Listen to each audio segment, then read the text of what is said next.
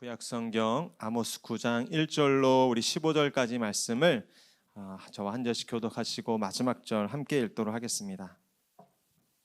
제가 먼저 1절 읽겠습니다. 내가 보니 주께서 제단 곁에 서서 이르시되 기둥머리를 쳐서 문지방이 움직이게 하며 그것으로 부서져서 무리의 머리에 떨어지게 하라. 내가 그 남은 자를 칼로 죽이리니 그 중에서 한 사람도 도망하지 못하며 그 중에서 한 사람도 피하지 못하리라. 파고 수월로 들어갈지라도 내 손이 거기에서 붙잡아 낼 것이요 하늘로 올라갈지라도 내가 거기에서 붙잡아 내릴 갈멜산 꼭대기에 숨을지라도 내가 거기에서 찾아낼 것이요 내 눈을 피하여 바다 밑에 숨을지라도 내가 거기에서 뱀을 명령하여 물게 할 것이요 그 원수 앞에 사로잡혀 갈지라도 내가 거기에서 칼을 명령하여 죽이게 할 것이라. 내가 그들에게 주목하여 화를 내리고 복을 내리지 아니하리라. 주 만군의 여호와는 땅을 만져 높게 하사 거기 거주하는 자가 애통하게 하시며 그 온 땅이 강에 넘침같이 솟아오르며 애굽강같이 낮아지게 하시는 이요 그의 궁전을 하늘에 세우시며 그 궁창의 기초를 땅에 두시며 바닷물을 불러 지면에 쏟으시는 이니 그 이름은 여호와시니라. 여호와의 말씀이니라. 이스라엘 자손들아 너희는 내게 구수 족속 같지 아니하냐. 내가 이스라엘을 애굽 땅에서 블레셋 사람을 갑돌에서 아람 사람을 기르에서 올라오게 하지 아니하였느냐. 보라 주 여호와의 눈이 범죄한 나라를 주목하노니 내가 그것을 지면에서 멸하리라. 그러나 야곱의 집은 온전히 멸하지는 아니하리라. 여호와의 말씀이니라. 보라 내가 명령하여 이스라엘 족속을 만국 중에서 체질하기를 채로 체질함같이 하려니와 그 한 알갱이도 땅에 떨어지지 아니하리라. 중에서 말하기를 화가 우리에게 미치지 아니하며 이르지 아니하리라 하는 모든 죄인은 칼에 죽으리라.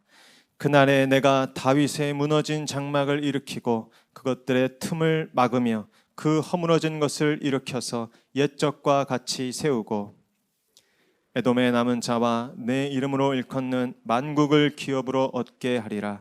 이 일을 행하시는 여호와의 말씀이니라. 여호와의 말씀이니라. 보라 날이 이를지라 그때 파종하는 자가 곡식 추수하는 자의 뒤를 이으며 포도를 밟는 자가 씨 뿌리는 자의 뒤를 이으며 산들은 단 포도주를 흘리며 작은 산들은 녹으리라. 내 백성 이스라엘이 사로잡힌 것을 돌이키리니 그들이 황폐한 성읍을 건축하여 거주하며 포도원들을 가꾸고 그 포도주를 마시며 과원들을 만들고 그 열매를 함께 읽겠습니다. 내가 그들을 그들의 땅에 심으리니 그들이 내가 준 땅에서 다시 뽑히지 아니하리라. 내 하나님 여호와의 말씀이니라. 아멘. 제가 한번 기도하고 말씀 나누겠습니다. 하나님 감사합니다. 오늘도 저희들을 또 거룩한 예배 자리로 부르시고 또 현장과 또 온라인으로 주님 앞에 예배하게 하시니 감사를 드립니다. 마지막 때가 점점 가까이 올수록 정말 믿음을 지키는 자들이 있겠냐고 하나님께서 말씀하시는데 하나님 오늘 저희들 이 시간 예배 가운데 주님 앞에 말씀 듣고 새로워질 수 있도록 도와주시옵소서. 이 말씀이 우리를 향한 말씀인 줄로 믿고 깨닫게 하여 주시고 이 말씀을 붙잡고 또 살아날 수 있는 우리 온 교회와 또 우리 모든 성도님들 될 수 있도록 주님께서 축복하여 주시옵소서. 이 부족한 자에게도 힘을 주셔서 하나님의 말씀을 잘 증거할 수 있도록 도와주시옵소서. 예수님의 이름으로 기도드리옵나이다. 아멘. 금요기도에 나오신 모든 성도님들 그리고 온라인으로 함께 하고 계신 모든 성도님들 환영하고 축복합니다.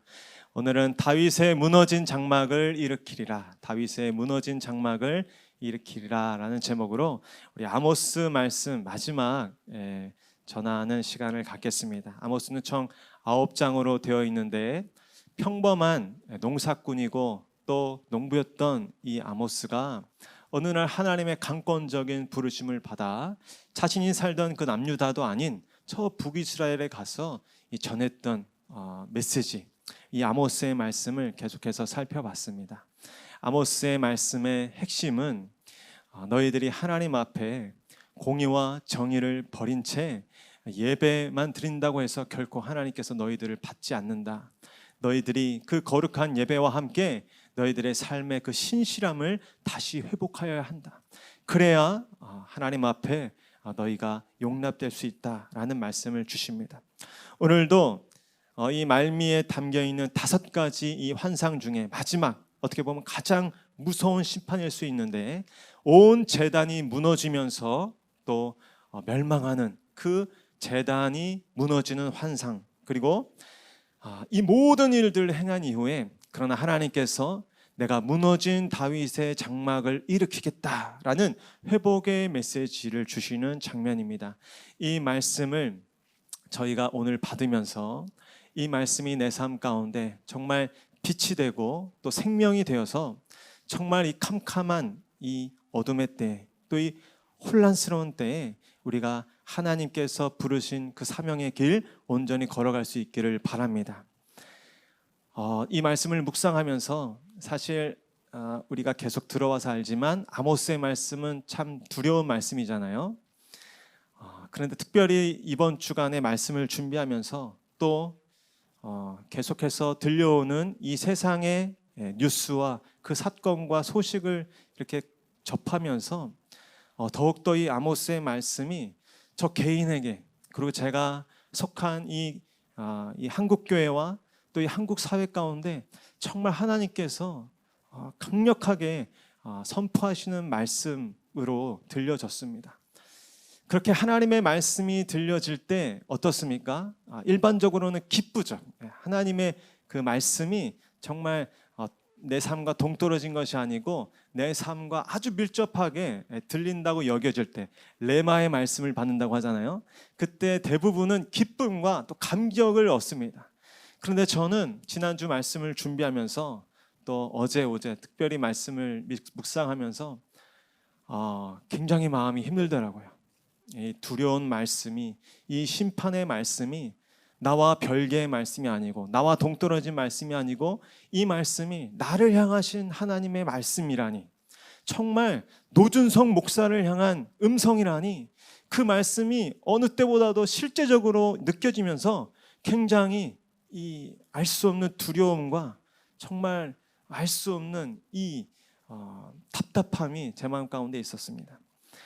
사실 이 근래에 지금 벌어지고 있는 이 한국 사회의 상황과 또 우리 한국 교회 가운데 이 들려지는 소식들 바라볼 때, 지난주 우리가 살펴봤죠. 사진 한번 보여주겠습니까? 지지난주 제가 전했던 8장 말씀 말미에 보면 4번째 환상이 뭐였냐면 여름 광주리 환상이었어요. 여름 광주리를 왜 보여주셨느냐? 그 여름 광주리라는 그 히브리어 말이 카이츠인데 끝이라는 단어가 캐치입니다. 그러니까 네가 무엇을 보고 있느냐? 카이츠를 보고 있습니다. 그렇다. 이제 너희 가운데 캐치가 임했다. 끝이 임했다고 말씀하시죠. 그렇습니다. 지금 우리가 사는 세상을 돌아볼 때, 그리고 저의 삶을 돌아볼 때 정말 지금 당장이라도 하나님께서 이제 끝이다 라고 말씀하셔도 전혀 이상하지 않을 때가 바로 지금의 때가 아닐까 하는 생각이 들었어요. 여러분들은 어떻게 생각하십니까? 하나님께서 이제 됐다, 이제 더 이상은 기다릴 수 없다, 이제 끝이다 라고 말하실 때 과연 저와 여러분들이, 우리 한국 사회가 하나님 앞에 아닙니다, 아직 그러실 수 없습니다 라고 항거할 수 있을까요? 오래된 이야기를 살필 것도 없습니다. 지난주 들려오는 소식 중에 한 10대 소녀를 폭행한, 또래의 소녀들이 이 10대 소녀를 폭행한 그 뉴스 들어보셨습니까? 이 설교 시간에 이런 이야기를 나누기조차 힘든 그런 이야기가 실제적으로 우리 정말 어린 그 자녀들의 삶 속에서 이미 그렇게 벌어지고 있는 거예요. 6시간 동안 손발을 꽁꽁 묶어서 폭행한 그 영상을 또 SNS와 온 학생들에게 퍼뜨려서 그 영상을 오빠들한테 5,000원씩 받고 팔았대요. 그런 일들이 중학생, 그 10대 소녀들 사이에서 지금 벌어지고 있는 일이에요. 그것이 심각한 이유는 무엇입니까? 지난번에도 말씀드렸지만 우리 자녀들은 어른들의 모습을 그대로 보고 따라할 뿐이라는 거예요. 그러니까 그 단편적인 사건이 우리가 살고 있는 한국 사회와 이 세상이 얼마나 병들었는지, 그리고 얼마나 지금 폐역한 시대인지를 단편적으로 보여주고 있는 시대입니다. 하나님이 지금 당장 끝이라고 이야기해도 전혀 이상할 것 같지 않는 시대를 우리가 살고 있습니다. 그 가운데 오늘 이 아모스의 두려운 심판의 말씀을 우리가 받게 되는 것이죠. 우리 먼저 1절 말씀 한번 같이 읽도록 하겠습니다. 시작. 내가 보니 주께서 제단 곁에 서서 이르시되 기둥머리를 쳐서 문지방이 움직이게 하며 그것으로 부서져서 무리의 머리에 떨어지게 하라. 내가 그 남은 자를 칼로 죽이리니 그 중에서 한 사람도 도망하지 못하며 그 중에서 한 사람도 피하지 못하리라. 아멘. 여기 보면 제단 곁에 서신 주님께서 심판을 명하시는 환상을 지금 끝으로 보이고 계십니다. 여기에 제단 곁에서 주님이 서 계시다라고 말씀하십니다. 이 제단이 무엇일까? 여러 의견이 있지만 대부분의 학자는 이 제단이 성전에 있는 제단을 의미한다고 보고 있습니다. 하나님께서는 지금 이 제단 곁에 서서 그 기둥머리를 치시고 문지방을 움직이게 하셔서 그 모든 제단을 헐어버린다고 말씀하십니다. 이스라엘 역사 가운데 실제적으로 이 성전이 파괴되는 엄청난 사건들이 있었죠. 먼저는 보여주시죠. 바벨론에 의해서 BC 587년에 솔로몬의 성전이 완전히 파괴되는 일이 있었습니다. 또 한 번 있었죠. 다시 재건된 이 헤롯 성전을 AD 70년에 이 로마 티투스 장군이 쳐들어와서 완전히 돌 위에 돌 하나도 남지 않고 다 무너뜨린 사건이 있었습니다. 이렇게 정말 어떻게 보면 이스라엘 민족이 선민이고 하나님의 택한 백성이라는 아주 결정적인 상징이 되는 이스라엘과 그 성읍의 핵심이라고 볼 수 있는 이 성전, 그 제단이 이렇게 무너지는 일들이 실제적으로 일어났다라는 것입니다. 왜 하나님께서는 이 제단이 무너지는 성전을 보이시고 또 그런 일들을 역사 가운데 이루셨을까요? 어떻게 보면 이 제단의 역할이 얼마나 중요하냐, 이 제단이 얼마나 영향력이 크고 결정적인지를 말씀하고 있는 환상입니다. 그것은 무슨 말씀입니까? 또한 이 제단이 망가진다면, 이 제단이 부패한다면 그 해로움은 이루 말할 수 없다라는 것이. 그래서 이 제단이 무너지는 환상을 통해서 이 아모스의 환상을 결정적으로 주고 있는 것입니다. 제단 그리고 성전은 이 이스라엘 민족들에게 있어서 우물과 같은 곳이었어요. 샘물과 같은 곳이었어요. 그것을 통해서 생명이 흘러가고 또 회복이 흘러가고 율법이 흘러가는 샘물과 같고 우물과 같은 곳이었어요. 그런데 그 성전이, 그 제단이 오염되면 어떻게 되는 것입니까? 그것으로부터 목을 축이고 물을 마시는 모든 백성들이 독국물을 마시는 그런 상태 가운데 빠지게 되는 것입니다. 오늘 본문에 보니까 그 기둥과 문지방이 무너져 누구를 죽이고 있습니까? 그 성전 안에 있는 사람들의 머리 위에 떨어져서 그들을 죽이고 있습니다. 성전과 제단이 오히려 사람들을 죽이고 멸망하는 곳이 된다는 끔찍한 환상을 보여주고 있는 것입니다. 여러분, 이런 일들이 그 당시 아모스 시대에만 있겠습니까? 오늘 우리의 시대에도 이러한 일들이, 이런 종교의 타락으로 말미암는 숱한 해로움이 가득한 시대를 살고 있는 것입니다. 저는 특별히 여러분들이 기억하기 쉽게 하기 위해서 이 부패한 교회의 상징이라고 할 수 있는 이 아마샤의 유혹을 교회에서 내쫓아야 한다라고 말씀드리고 싶습니다. 우리가 살펴봤죠? 아마샤라는 인물이 그 부패한 성전과 제단의 상징이었어요. 마땅히 하나님을 예배하고 또 하나님을 또 찬송해야 할 그 성전과 제단을 지금 이 아마샤는 그 북이스라엘과 남유다의 왕들을 섬기는 제단이라고 말하면서 이 제단에 대해서 경고하고 있는 아모스를 내쫓고 또 멸시했던 것을 보게 됩니다. 이 아마샤는 제사장이었지만 정치 권력의 하수인 노릇을 하면서 그들로부터 자신들의 기득권과 특권을 보장받는 대가로 그들의 불의한 삶에 대한 면죄부를 발행해 주는, 그래서 하나님의 이름을 들먹이지만 자신의 욕망과 탐욕에 대한 정당성을 확보하기 위해서 하나님을 내세울 뿐이었다는 것입니다. 그러한 종교, 그러한 제사장, 그러한 제단을 하나님께서 어찌 가만 보실 수 있겠습니까? 하나님을 섬기기 위해서 교회가 존재하는 것인 줄로 믿습니다. 하나님을 기쁘시게 하기 위해서 예배가 존재하는 줄로 믿습니다. 근데 이것이 거꾸로 돼서 나의 성공과 나의 기쁨과 나의 만족을 위해서 존재하는 교회, 사람의 기쁨을 위해서 존재하는 설교, 그 모든 것들은 완전히 거꾸로 된 것이라는, 이 아마샤의 유혹에 빠진 것이라는 것입니다. 하나님과 모든 종교의식을 그 어느 때보다도 왕성하게 드렸던 이 아모스 시대, 그러나 그것이 나의 죄악과 또 방종과 탐욕을 가리기 위한 그런 가림막으로 삼을 뿐 진정한 하나님께 대한 경외함과 두려움이 없었던 시대.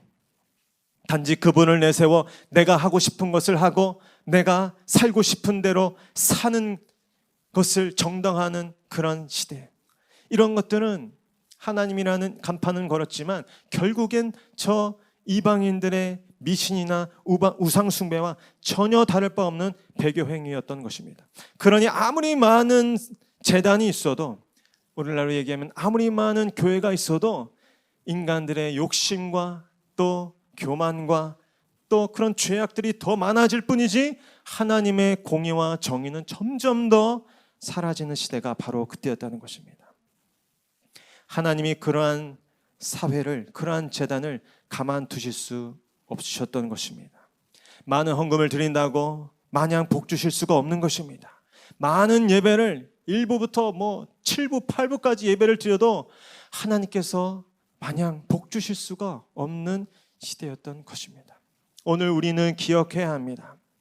우리가 하나님의 교회로서, 또 한 사람 한 사람이 정말 하나님의 성전으로서 우리는 어떠한 삶을 살고 있는지, 하나님께서 이 한국 사회를 평가하실 때 우리가 하나님 앞에 과연 우리 드릴 말씀이 있는 존재들인지 돌아봐야 할 줄로 믿습니다. 무엇보다 이 땅의 교회가, 또 하나님을 믿는 주의 백성들이 하나님 앞에 거룩한 그 모습을 회복해야 될 때가 바로 이때인 줄로 믿습니다. 또한 아모스 말씀은 계속해서 말씀하십니다. 만국을 채찍질하셔서 그 중에 진정한 하나님의 사람들을 세우실 것이라고 말씀하십니다. 우리 7절로 10절까지 말씀 이어서 한번 같이 읽겠습니다. 시작. 여호와의 말씀이니라. 이스라엘 자손들아, 너희는 내게 구스 족속 같지 아니하냐? 내가 이스라엘을 애굽 땅에서 블레셋 사람을 갑돌에서 아람 사람을 기르에서 올라오게 하지 아니하였느냐? 보라, 주 여호와의 눈이 범죄한 나라를 주목하노니 내가 그것을 지면에서 멸하리라. 그러나 야곱의 집은 온전히 멸하지는 아니하리라. 여호와의 말씀이니라. 보라, 내가 명령하여 이스라엘 족속을 만국 중에서 채질하기를 채로 채질함 같이 하려니와 그 한 알갱이도 땅에 떨어지지 아니하리라. 내 백성 중에서 말하기를 화가 우리에게 미치지 아니하며 이르지 아니하리라 하는 모든 죄인은 칼에 죽으리라. 아멘. 하나님께서 언젠가, 지금은 다 섞여 있고 지금은 어느 것이 쭉정인지 어느 것이 알갱인지 알지 못하지만 언젠가 때가 되면 하나님께서 채질을 하시죠. 한번 사진 보여주시겠어요? 채가 무엇인지 아시죠? 밀가루 채 이렇게 하는 것처럼 그 굵기에 따라서 또 그 성분에 따라서 구분하기 위해 사용되는 것이 이 채지 않습니까? 하나님께서 말씀하십니다. 만국 중에서 내가 채질하기를 채로 채질함 같이 그 알갱이들을, 진정한 이스라엘 백성을 구별하겠다라는 것입니다. 여러분, 언젠가 쭉정이와 알곡을 하나님께서 구별할 때가 올 줄로 믿습니다. 진짜와 가짜를 구별하실 때가 온다는 것이에요.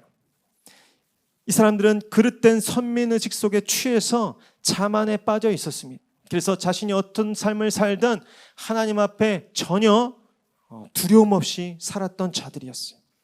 그러나 하나님께서 말씀하십니다. 그러한 그릇된 선민 의식 속에 취해 있는 너희들아, 내가 너희들을 체질할 것이다. 온 세계 만국 중에서 내가 참 이스라엘을 구별할 것이다 라고 말씀하십니다. 진짜 교회와 진짜 성도를, 가짜 교회와 가짜 성도로부터 구별할 때가 올 것이라는 것입니다. 진짜 목사와 가짜 목사를 구별할 때가 반드시 올 것이다 라고 말씀하고 있는 것입니다. 이 교회가 그동안 정말 무엇을 예배하는 교회였는지, 이 목사가 정말 그동안 무엇을 위해서 그렇게 열심내고 또 달려온 목사였는지, 우리 성도들이 정말 무엇을 믿고 바라며 신앙생활했는지 그때는 다 밝혀질 것이라는 거예요. 숨겨질 수가 없을 것이라는 거예요. 지금은 평범한 이때에 그냥 책가방 메고 성경책 들고 다니면 누구나 다 하나님 믿는 사람, 크리스천, 또 단정하게 옷 입으면 목사라고 취급받는 시대이지만 언젠가 반드시 그때에 진짜와 가짜를 구별할 때가 올 것이라는 것입니다. 여러분, 성경을 기억하시죠?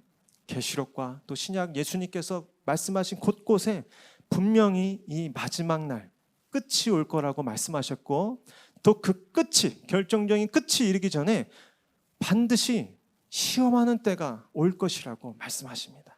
베드로전후서에도 보면 불시험이 있을 것이라고 말씀하셨어요. 여러분, 어떤 것입니까? 그 때를 지나면 자연스럽게 그 교회, 그 목사, 그 성도 안에 있는 믿음이 정말 진정성 있는 것인지 가려지는 그 시험의 때, 불시험의 때가 있다라는 것입니다. 평상시에는 모릅니다.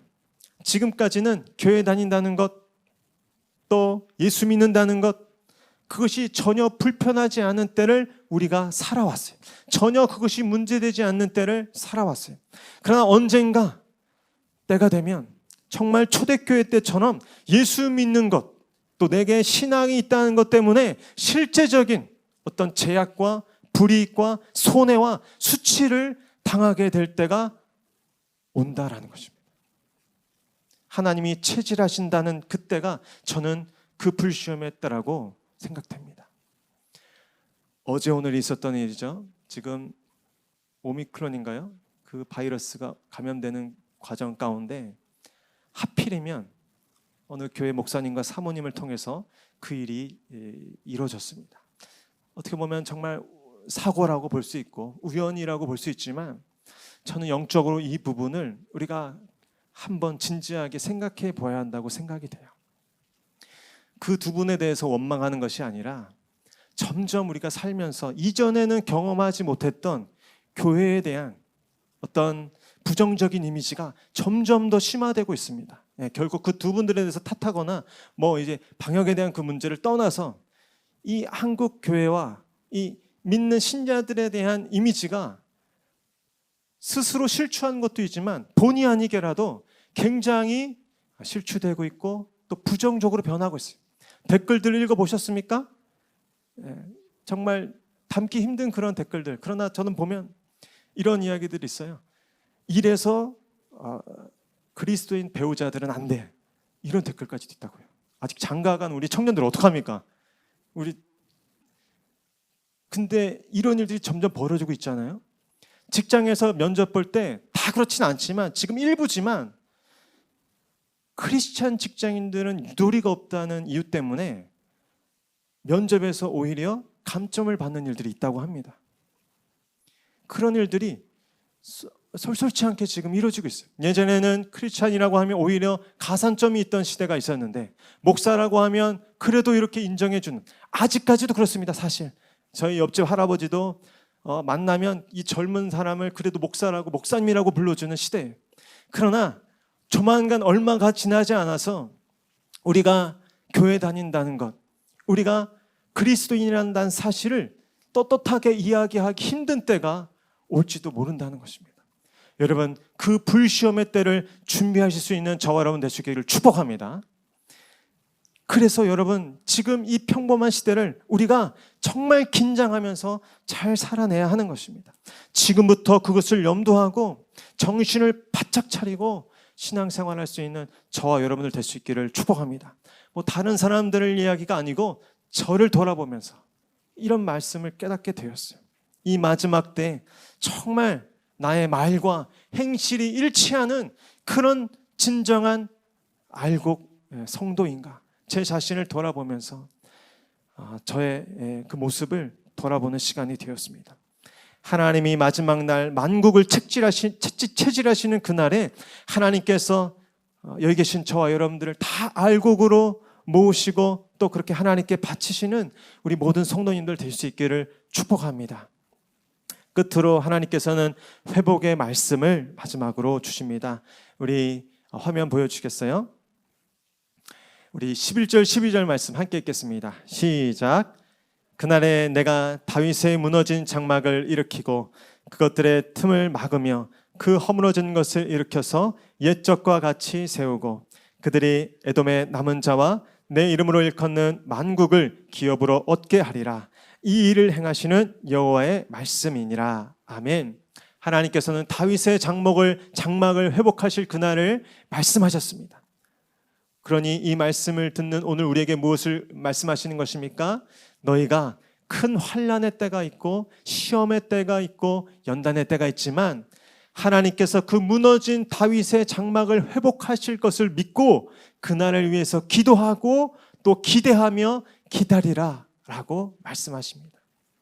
오늘 저와 여러분들이 아마 같이 공감하실 것입니다. 이 시대가 얼마나 어둡고 캄캄한 시대인지. 그러나 오늘 하나님께서는 말씀하십니다. 그날에 또한 그 회복의 날, 그 구원의 날에 내가 다윗의 무너진 장막을 일으키겠다. 저를 한번 따라하시죠. 다윗의 무너진 장막을 일으키리라. 하나님께서 이 약속의 말씀을 우리에게 주신 줄로 믿습니다.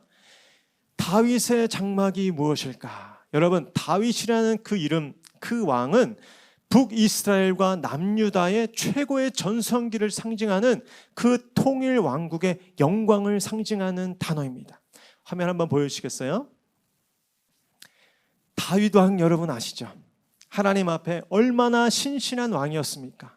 다윗 왕이 그 여호와의 법궤가 자신이 살던 그 궁전에 비해서 그렇게 한없이 초라하고 작다는 것을 깨닫고 그 성전을 모시길 원했는데 이 성막이 옮겨질 때 얼마나 기뻐하고 또 춤을 췄는지 그 허리춤이 벗겨지는 것도 모르고 그렇게 춤을 추었던 그 왕, 그 시대, 정말 여호와 하나님께 대한 진실된 예배와 정말 진실한 삶이 드려졌던 그 시대, 그 시대를 하나님께서 오늘 이스라엘의 그 무너진 그 쓰러진 장막을 다시 회복시키고 그 틈을 막으며 허물어진 것을 일으켜서 다시 세울 것이다 라고 말씀하고 계십니다.